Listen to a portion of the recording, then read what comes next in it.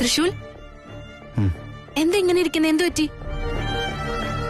നീ ഇങ്ങനെ വന്നിരിക്കുന്നത് ഞാൻ കണ്ടിട്ടേ ഇല്ലല്ലോ. എന്തോ ഒരുപാട് വിഷമം തോന്നുന്നു. എന്തിന്? ശിവാനിയെ കൊന്നത് ആരാണെന്ന് കണ്ടുപിടിക്കാനുള്ള എന്റെ മുന്നിൽ ഒരേ ഒരു വഴിയായിരുന്നു ഇത്. ഇപ്പൊ ആ അവസരം എനിക്ക് നഷ്ടപ്പെട്ടില്ലേ? എന്താ നീ പറയുന്നേ? ആരെക്കുറിച്ചാ പറയുന്നേ? എന്റെ അച്ഛന്റെ ഫ്രണ്ട്. ആര്? അദ്ദേഹത്തിന് എന്താ പറ്റിയത്? വിഷകണ്ഠനെ ആരോ കൊന്നുകളഞ്ഞിരിക്കുക.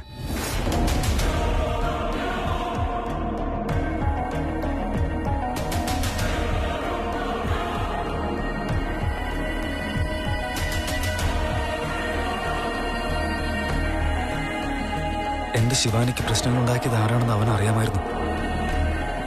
മൗണ്ടൻ മിസ്റ്ററി ഫാം ഹൗസില് ഇപ്പൊ അവന്റെ മരണം സംഭവിച്ചിരിക്കുക. ആരോ ശരിക്ക് പ്ലാൻ ചെയ്തിട്ട് ചെയ്താ ഇതൊക്കെ.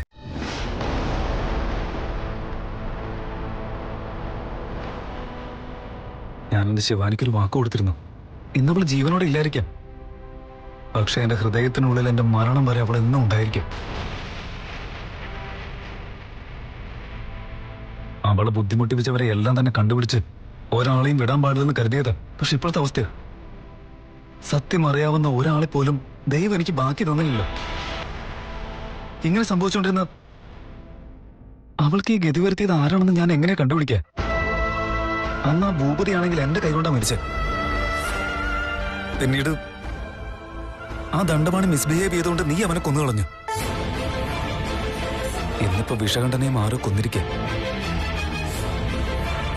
അവനെ കൊന്നുകളഞ്ഞത് ഞാനാണെന്ന് പറഞ്ഞ നിനക്ക് എന്നോട് ദേഷ്യം തോന്നില്ലേ തൃശൂൽ? നിന്നിൽ നിന്ന് ഞാൻ സ്നേഹം മാത്രമേ പ്രതീക്ഷിക്കുന്നുള്ളൂ. എന്നോട് ദേഷ്യപ്പെടുന്നത് എനിക്കൊരിക്കലും സഹിക്കാൻ പറ്റില്ല. എനിക്ക് ദേഷ്യമുള്ളത് എന്റെ ശത്രുക്കളോട് മാത്രം. എനിക്ക് പക്ഷേ ഇപ്പൊ നിന്നോട് സത്യങ്ങളൊന്നും പറയാനാവില്ല. അതുകൊണ്ട് എന്നോട് ക്ഷമിക്കു തൃശൂൽ. ഗുരുക്കളെ, ഗുരുക്കളെ എവിടെയാ? അയ്യോ ഗുരുക്കളെ, ഗുരുക്കളെ എവിടെയാ? ഗുരുക്കളെ. എന്താ ദിഗ്വിജയ, എന്തിനാ നീ ഇങ്ങനെ പരിഭ്രമിക്കുന്നത്? അവൻ മരിച്ചുപോയി ഗുരുക്കളെ. ആര്? നമ്മൾ സംരക്ഷിച്ച വിഷകണ്ഠൻ. ആരും മനഃപൂർവ്വം കൊന്നു കളഞ്ഞതാ. എന്റെ രക്ഷാകവചം ഉണ്ടായിട്ടും മരണം സംഭവിച്ചുവെന്നോ? ഇല്ല ഗുരുക്കളെ, ഞാനത് അവന് കൊടുക്കാൻ വേണ്ടി അങ്ങോട്ട് ചെന്നപ്പോഴാ അവിടെ അവൻ മരിച്ചു കിടക്കായിരുന്നു. ഇനി നമ്മൾ ജാഗ്രതയോടെ ഇരിക്കണം ദിഗ്വിജയ. നാഗമാണിക്യം അപഹരിക്കാൻ ശ്രമിച്ചവർ ഒന്നൊന്നായി മരിച്ചു വീഴുന്നത് നീ കണ്ടില്ലേ? ഇനി നീ മാത്രം. ലോകത്തിന്റെ ഏത് കോണിൽ പോയി ഒളിച്ചുവെന്ന് പറഞ്ഞാലും അവർ വന്ന് നിന്നെ വേട്ടയാടി നിന്റെ മരണം ഉറപ്പുവരുത്തും. യമകിങ്കരന്മാർ വരാൻ പോകുന്നു, നാഗലോക സൈന്യം വരാൻ പോകുന്നു. അവരെ മുന്നിൽ നിന്ന് നയിക്കാനായി നാഗറാണി തന്നെ വരാൻ പോകുന്നു.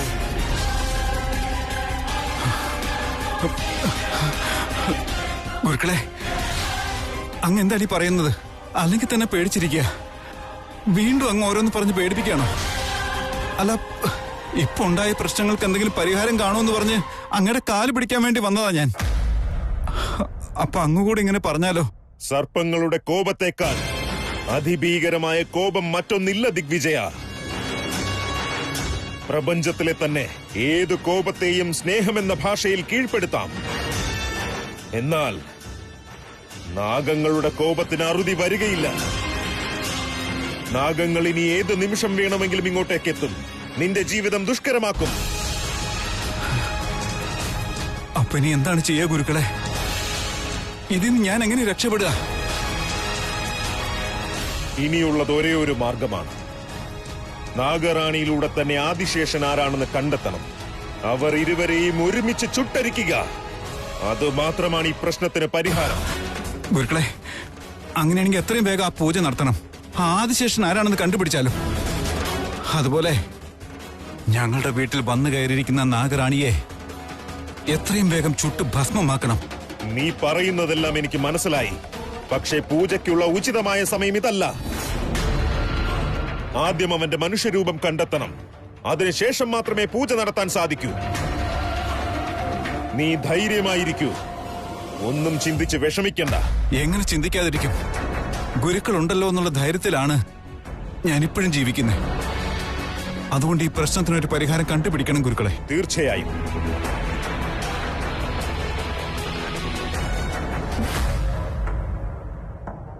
ദുസ്തത, എന്തൊക്കെയോ പ്രശ്നങ്ങള്, എന്തൊക്കെയോ നടക്കാൻ പോകുന്ന പോലെ 1000 ചോദ്യങ്ങളാണ് ഇപ്പൊ എന്റെ മനസ്സിലുള്ളത്. തെറ്റേത് ശരിയേത് എന്നൊന്നും മനസ്സിലാവാത്ത അവസ്ഥ. അതുകൊണ്ട് അമ്പലത്തിലേക്ക് പോയി ദൈവത്തിന്റെ മുന്നിൽ എന്റെ എല്ലാ പ്രശ്നങ്ങളും അവതരിപ്പിച്ചു കഴിഞ്ഞാൽ എനിക്കെല്ലാത്തിനും ഉത്തരം കിട്ടുന്നൊരു തോന്നല്. അതുകൊണ്ട് അമ്പലത്തിലേക്കൊന്ന് പോണം. ശരി, എന്തായാലും ഞങ്ങൾ നിന്റെ കൂടെ വരാം. അയ്യോ വേണ്ട വേണ്ട, ഞാൻ ഒറ്റയ്ക്ക് പോയി വന്നോളാം. ഒറ്റയ്ക്ക് പോയി അമ്പലത്തിൽ കുറച്ചു നേരം ഇരുന്ന് കഴിഞ്ഞാ മനസ്സിന് സമാധാനം കിട്ടുമെന്ന് തോന്നുന്നു. ഇവിടെ ആരെങ്കിലും ചോദിക്കുകയാണെങ്കിൽ ഞാൻ അമ്പലത്തിലേക്ക് പോയതാന്ന് പറഞ്ഞാ മതി. ശരി, പെട്ടെന്ന് വരാൻ നോക്ക്.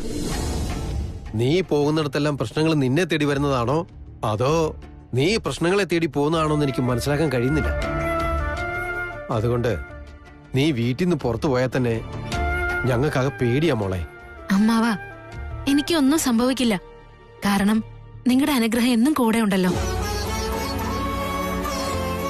എല്ലാവർക്കും നല്ലത് വരണമെന്ന് മാത്രമേ ഞാൻ ചിന്തിക്കാറുള്ളൂ. അതുകൊണ്ട് ആ ദൈവം എന്റെ കൂടെ തന്നെ നിന്ന് എന്നെ കാത്തോളും. എനിക്കൊന്നും സംഭവിക്കാൻ പോകുന്നില്ല. ഞാൻ പോയിട്ട് വരാം. ഇവളെന്തായി പറയുന്നേ? കല്യാണം കഴിഞ്ഞെന്ന് പറയുന്നു, മനസ്സിലെ സംശയങ്ങളൊക്കെ തീർക്കണമെന്ന് പറയുന്നു. എനിക്കൊന്നും മനസ്സിലാവുന്നില്ല. എല്ലാം നല്ലതിനാണെന്ന് തന്നെ കരുതാം, പക്ഷെ എല്ലാം തിരിച്ചാ നടക്കുന്നത്. അതൊക്കെ പോട്ടെ, ഈ ശൈലു എന്താ ഇങ്ങനെ പെരുമാറുന്നത്? എന്തോ അവളുടെ മേൽ ആരുടെയും ദൃഷ്ടി പതിയാതിരിക്കട്ടെ.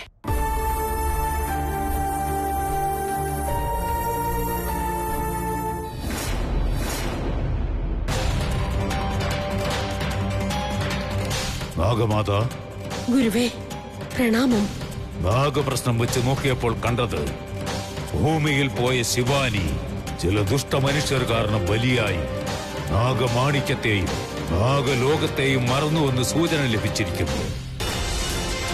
കഴിഞ്ഞ 24 വർഷങ്ങൾ തേടിയിട്ടും നാഗമാണിക്യം നാഗലോകത്തിൽ എത്താതിരുന്നതിന്റെ കാരണം അവളുടെ ചഞ്ചല മനസ്സാണ് എന്ന് തോന്നുന്നു. മനുഷ്യഗണത്തിൽ താമസിക്കുന്നത് കൊണ്ട് നാഗചൈതന്യം ക്ഷയിച്ചു പോകുന്നു. അത് നാഗലോകത്തിന് നാശമായി ഭവിക്കും.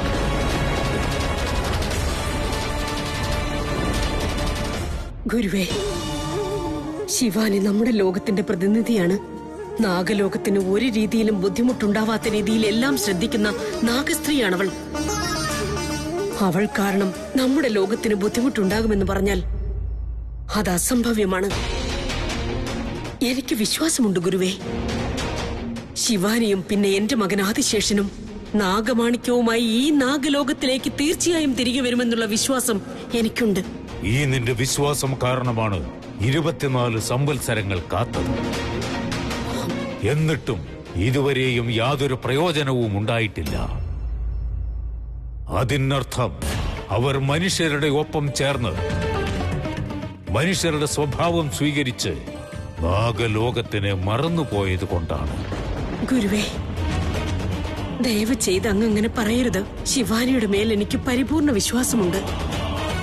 ഞാനിപ്പോൾ തന്നെ ഭൂമിയിലേക്ക് പോയി ശിവാനിയെ കണ്ടുപിടിച്ച് അവളെ കാര്യങ്ങൾ പറഞ്ഞ് മനസ്സിലാക്കാം. വേണ്ട മാതാ, നിങ്ങൾ പോകേണ്ട. എന്തെന്നാൽ നിങ്ങൾ ആദിശേഷന്റെ അമ്മയാണ്, ശിവാനിയുടെ അമ്മായി. അവളുടെ വയറ്റിൽ നാഗലോകത്തിന്റെ തലമുറയുണ്ട്. അതുകൊണ്ട് മമതയും വാത്സല്യവും സ്നേഹവും എല്ലാം ഉണ്ടായിരിക്കും. അവരോട് സംസാരിക്കുവാൻ തടസ്സങ്ങൾ ഉണ്ടായിരിക്കും. അതുകൊണ്ട് ഞാൻ തന്നെ പോയി വരാം. ശരി ഗുരുവേ. പരമേശ്വരന്റെ കൃപയാൽ എല്ലാം നല്ലത് സംഭവിക്കട്ടെ എന്ന് ഞാൻ ആഗ്രഹിക്കുന്നു.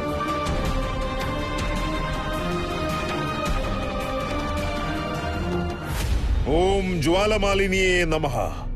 ഓം രുദ്രമാലിനിയേ നമഃ. ജ്വാലമാലിനിയേ നമഃ. രുദ്രമാലിനിയേ നമഃ.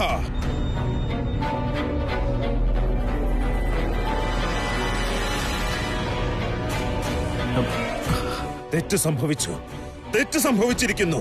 എന്തുണ്ടായി ഗുരുക്കളെ? എന്താ സംഭവിച്ചേ? മനസ്സിലാകുന്നില്ല ദിഗ്വിജയ. ഒന്നും തെളിയുന്നില്ല.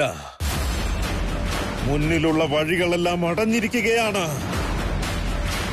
കണ്ണു തുറന്നാൽ അന്ധകാരം മാത്രം. മുന്നോട്ട് എന്തെന്ന് മനസ്സിലാകുന്നില്ല. ആരുത്തരം തരുമെന്നും അറിയാനാകുന്നില്ല. ഞാൻ ചില വിഷയങ്ങൾ മനസ്സിലാക്കി അതിനുമേൽ മന്ത്രപ്രയോഗം നടത്തിക്കഴിഞ്ഞാൽ തായി ജ്വാലമാലിനി എന്നെ സഹായിക്കാറുണ്ട്. വഴി കാട്ടിത്തരുന്നതാണ്, എല്ലാ മാർഗനിർദ്ദേശവും തരുന്നതാണ്. എന്നാൽ ഇത്തവണ എല്ലാ മാർഗങ്ങളും അടഞ്ഞിരിക്കുകയാണ്. എന്ത് ചെയ്യണമെന്ന് മനസ്സിലാകുന്നില്ല. അങ്ങനെയെങ്കിൽ നമ്മൾ ഇനി എന്ത് ചെയ്യും? എനിക്കറിഞ്ഞുകൂടാ ദിഗ്വിജയ. ഇച്ഛാധാരി നാഗങ്ങൾക്ക് നാഗലോകത്ത് സമ്മോഹനം നടക്കുന്നു. ഓരോരോ സൂചനകൾ വരുന്നു. നാഗലോകത്ത് നിന്ന് ഏതോ ഒരു ദൂതൻ ഭൂമിയിലേക്ക് വരുന്നു. ഇച്ഛാധാരി നാഗങ്ങൾക്കുള്ള സന്ദേശവുമായി വരികയാണവൻ. ഇതുമാത്രമാണ് തായി ജ്വാലമാലിനി എന്റെ മനസ്സിൽ കാട്ടിത്തരുന്നത്. തായിയെ പ്രാർത്ഥിച്ചതിൽ നിന്ന് എനിക്ക് തന്ന സൂചന എന്തെന്നാൽ, നാഗലോകത്ത് നിന്ന് ഈ വരുന്ന ദിവസങ്ങളിൽ ആരോ ഒരാൾ വന്ന് നാഗരാജനെയും നാഗറാണിയെയും കാണാൻ സാധ്യതയുണ്ട്. അവനെ നമ്മൾ ബന്ധിയാക്കി കഴിഞ്ഞാൽ നാഗമാണിക്യത്തിന്റെ രഹസ്യം, നാഗറാണിയുടെ രഹസ്യം എല്ലാം നമുക്ക് മനസ്സിലാക്കാനാകും. ഇതാണ് തായി ജ്വാലമാലിനിയിൽ നിന്ന് വന്ന സൂചന. അങ്ങ് പറയുന്നത് ശരിയാണ് ഗുരുക്കളെ. പക്ഷേ നാഗലോകത്തിൽ നിന്ന് വന്ന ആളെ നമുക്ക് എങ്ങനെ തിരിച്ചറിയാൻ കഴിയുക? അതിനെന്താണ് മാർഗം? അതിനൊരു മാർഗമുണ്ട്.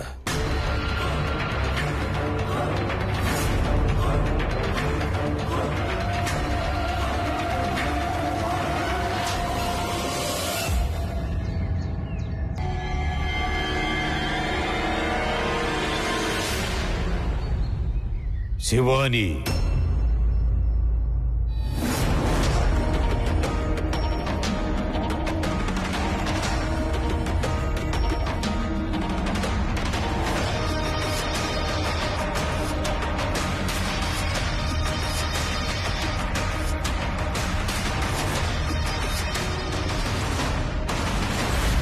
കൃഷ്ണേ, അവൾ ഈ വഴി തന്നെയല്ലേ പോയത്?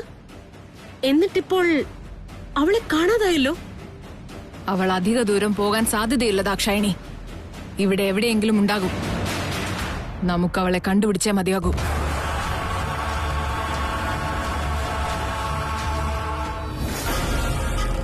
എന്താണിങ്ങനെ നോക്കുന്നത്? എന്താണൊരു പരിചയക്കുറവ്? ഭൂമിയിലേക്ക് വന്ന് മനുഷ്യരുടെ വേഷം ധരിച്ച ഉടനെ തന്നെ നരമാനവന്റെ ദുഷ്ടചിന്തയും അഹംഭാവവും നിന്റെ ശരീരത്തിൽ കയറിയെന്നാണോ? വന്നിരിക്കുന്നത് മഹാഗുരു, നാഗലോകത്തിന്റെ ഗുരു. നിന്റെ മുഖാമുഖം വന്ന് നിന്നിട്ടും നമസ്കരിക്കണമെന്നുള്ള സാമാന്യബോധം നിനക്കില്ലേ? എന്തിനാണ് നീ ഇങ്ങനെ നോക്കുന്നത്? ഗുരുവിന്റെ വാക്ക് നീ കേൾക്കുന്നില്ലേ? എന്താണ് നിനക്കിത്ര പുച്ഛം? അല്ല, എന്തൊക്കെയാ നിങ്ങളീ പറയുന്നത്? ആരാ നിങ്ങള്? എന്നോട് തന്നെ നീ ആരെന്ന് ചോദിക്കുന്നു? അഹങ്കാരി, ദുരഹങ്കാരി. അല്ല, ഇവിടെ ഇപ്പൊ നമ്മള് മാത്രല്ലേ ഉള്ളൂ. അപ്പൊ പിന്നെ നിങ്ങളോടല്ലാതെ വേറെ ആരോട് ചോദിക്കാനാ? ആരാ നിങ്ങള്?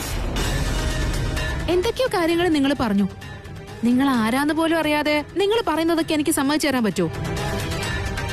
അല്ല, നിങ്ങൾ ഏത് മഠത്തിലെ സ്വാമിയാണെന്നാ പറഞ്ഞേ? ഞാനെന്തിനാ നിങ്ങളെ നമസ്കരിക്കുന്നേ? അപമാനകരമാണ്, അവിവേകി. നിനക്ക് ഞാൻ ആരാണെന്നറിയില്ല അല്ലേ? ആ ലോകത്ത് നിന്നും ഈ ലോകത്തേക്ക് ആര് തന്നെ വന്നാലും അവൻ മാറും. എന്നാൽ നീ മാറുമെന്ന് ഞാൻ കരുതിയിരുന്നില്ല. എത്ര വലിയ ഉത്തരവാദിത്വം വഹിച്ചാണ് നിന്നെ ഭൂമിയിലേക്ക് പറഞ്ഞയച്ചത്. ഞാൻ തെറ്റാണ് ചെയ്തത്. ഞാൻ കാരണമുണ്ടായത് വളരെ വലിയ തെറ്റാണ്.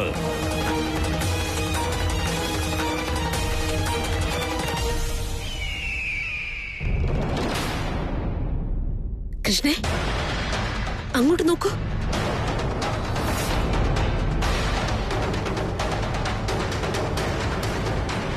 ആരായിരിക്കും അത്? അവനെ കണ്ടിട്ട് അവനൊരു സാധാരണ മനുഷ്യനാണെന്ന് എനിക്ക് തോന്നുന്നില്ല. അവൾ വീട്ടിൽ നിന്ന് പെട്ടെന്ന് ഇറങ്ങിയത് ഒരു പക്ഷേ ഇവിടെ വന്ന് ഇയാളെ കാണാനാണോ എന്നുള്ള എന്റെ സംശയം കൂടുതൽ ബലപ്പെട്ടുകൊണ്ടിരിക്കുകയാണ്. അവരെന്തൊക്കെയാണ് സംസാരിക്കുന്നതെന്ന് മനസ്സിലാക്കാതെ നമ്മുടെ സംശയങ്ങൾ ഒരിക്കലും മാറുകയില്ല കൃഷ്ണേ. അയാളെ കണ്ടാൽ ഒറ്റ നോട്ടത്തിൽ തന്നെ അറിയാം ഒരുപാട് സിദ്ധിസാധനകൾ സ്വായത്തമാക്കിയിട്ടുള്ള സ്വാമിജിയാണെന്ന്. ഇവളുടെ അടുത്ത് അദ്ദേഹം എന്താണ് സംസാരിക്കുന്നത്? ഇത്രയും നാൾ നമ്മൾ അവളുടെ കൂടെ ഉണ്ടായിരുന്നിട്ടും അവൾ ഇതുപോലൊരാളെ കാണുന്നതും സംസാരിക്കുന്നതും കണ്ടിട്ടേയില്ല. അപ്പോ നമുക്കറിയാത്ത പല കാര്യങ്ങളും ഇവളുടെ ഉള്ളിലുണ്ടെന്നാണോ? അങ്ങനെയാണെങ്കിൽ ഇവരെല്ലാം ഒരു കൂട്ടമാണെന്നാണോ? മറ്റേതെങ്കിലും സ്ഥലത്ത് നിന്ന് എന്തെങ്കിലും സന്ദേശവുമായി വന്നതായിരിക്കുമോ? നമ്മൾ ഓരോ തവണയും ഇവളെ കൊല്ലണമെന്ന് വിചാരിച്ചുകൊണ്ടിരിക്കുമ്പോൾ അവളും മറഞ്ഞുകൊണ്ടിരുന്നത് ഇദ്ദേഹത്തിന്റെ ആശീർവാദത്താലായിരിക്കും. അതെ ദാക്ഷായണി, വാ നമുക്ക് കുറച്ചുകൂടി അടുത്തു ചെന്ന് അവർ തമ്മിൽ എന്താണ് സംസാരിക്കുന്നതെന്ന് നമുക്ക് കണ്ടുപിടിക്കാം. നമ്മുടെ ലോകത്തിൽ നിനക്ക് തന്ന ആജ്ഞ എന്താണ്? നീ ചെയ്യുന്നതെന്താണ്? പരമപുണ്യമായ നാഗമാണിക്യം സംരക്ഷിക്കുകയായിരുന്നു നിന്റെ കർത്തവ്യം. എന്താ പറഞ്ഞേ? എന്ത് മാണിക്കോ? പരമേശ്വര, വന്ന കാര്യം ഓർമ്മിപ്പിക്കുവാൻ വേണ്ടി ഞാൻ എത്തിച്ചേർന്നപ്പോൾ എന്ത് അഹങ്കാരം! നീ ചെയ്യുന്നത് ഘോരമായ തെറ്റാണ്. എന്താ നിങ്ങൾ പറയുന്നേ? എനിക്ക് ഒന്നും മനസ്സിലാവുന്നില്ല. മനസ്സിലാവുന്നില്ലേ? നീ വന്നത് നമ്മുടെ ലോകത്തിന്റെ മകുടമണി എന്ന് പറഞ്ഞാൽ നാഗമാണിക്യം തിരികെ കൊണ്ടുവരുവാനാണ്.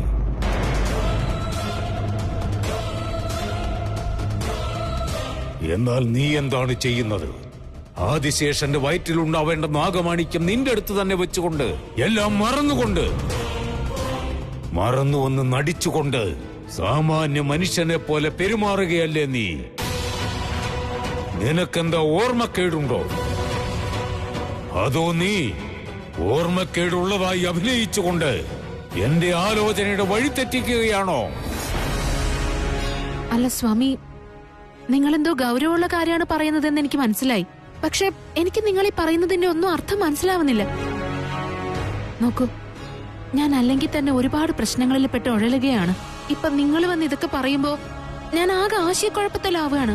ദയവ് ഇത് പറയാനുള്ള കാര്യം ഒന്ന് വ്യക്തമായിട്ട് പറയാമോ? സങ്കടം, വേദന, കണ്ണുനീര് എല്ലാം മനുഷ്യലോകത്തിന്റെ ഭാവങ്ങളാണ്.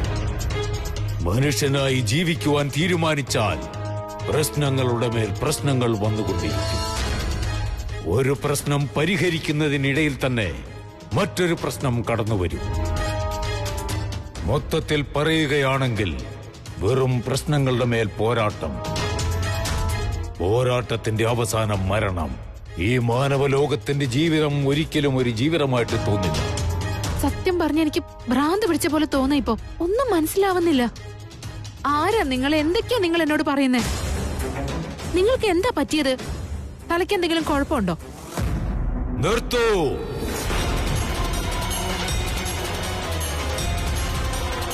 തലയ്ക്ക് സുഖമില്ലാത്തത് എനിക്കല്ല, നിനക്കാണ്. തലയ്ക്ക് സുഖമില്ലാതെ സംസാരിക്കുന്നതും പെരുമാറുന്നതും നീയാണ്.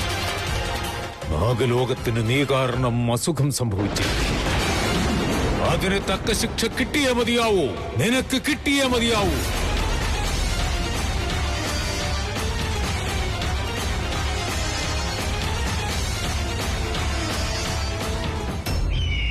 ആശീർവദിക്കൂ തായേ, ആശീർവദിക്കൂ. നിനക്ക് കോടി പ്രണാമങ്ങൾ. ഗുരുക്കളെ, എന്താ ഉണ്ടായത്? നാഗലോകത്ത് നിന്ന് ഭൂമിയിലേക്ക് നാഗരാജനെയും നാഗറാണിയെയും കാണുവാനായി ആരോ വന്നിരിക്കുന്നു എന്നുറപ്പായി. അങ്ങനെയെങ്കിൽ നമ്മൾ അവനെ കണ്ടുപിടിച്ച് നമ്മുടെ മന്ത്രശക്തിയാൽ ബന്ധിച്ചു കഴിഞ്ഞാൽ, അഥവാ നമ്മുടെ തന്ത്രശക്തിയാൽ അവന്റെ മനസ്സിലെ ലക്ഷ്യമെന്തെന്ന് മനസ്സിലാക്കിയാൽ നാഗമാണിക്യത്തിന്റെ രഹസ്യം നമുക്ക് കണ്ടെത്താം. നാഗരാജൻ ആരെന്നും നമുക്ക് കണ്ടെത്താനാകും. അങ്ങനെ നാഗറാണിയെയും നാഗരാജനെയും ഒരുമിച്ച് തന്നെ നമുക്ക് ഭസ്മമാക്കി കളയാൻ സാധിക്കും. അതാണ് നമ്മുടെ ഏക മാർഗം. അങ്ങനെയെങ്കിൽ ഗുരുക്കളെ, നമുക്കിനി താമസിക്കേണ്ട. ധൃതി പിടിച്ചിട്ട് കാര്യമില്ല ദിഗ്വിജയ. ഒരുപാട് ചോദ്യങ്ങൾ മുന്നിലുണ്ട്. അതിനെല്ലാം ഉത്തരം കണ്ടെത്തിയിട്ട്